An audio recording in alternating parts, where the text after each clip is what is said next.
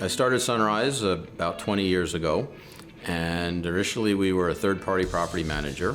We started with about 8 employees, and over the last 20 years we've grown to almost 50 employees, managing property as well as investing and developing in the capital region.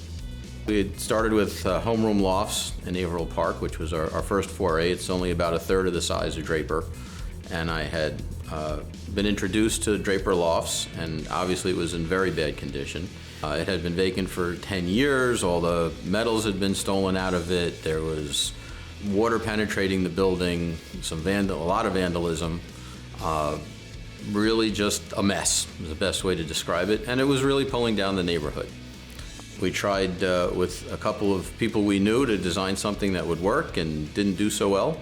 And then after our experience in Averill Park, we brought that team over and we figured out how to lay it out and how to make it work economically.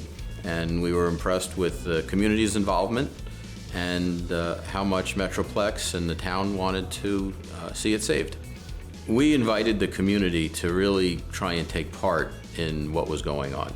I have a connection to the Mahonison as my wife is a school librarian there, and through that I had seen the Mahonison Foundation for Excellence sponsor many programs for the kids in the libraries and had heard all about them.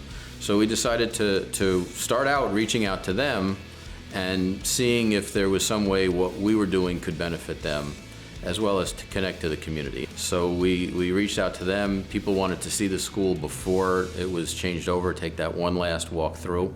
So instead of your typical groundbreaking, we did a memory walk, and we made it as a benefit to the Mahonison Foundation for Excellence. And people got to see the school one more time, and that was very exciting, and I think it reminded the community that, we can be part of something together. One of the truly exciting points at this time is talking to people in the community who have driven by that building for years, who now see that it's alive again, that there are cars in the parking lot, that there are things happening, that there are people walking around the neighborhood.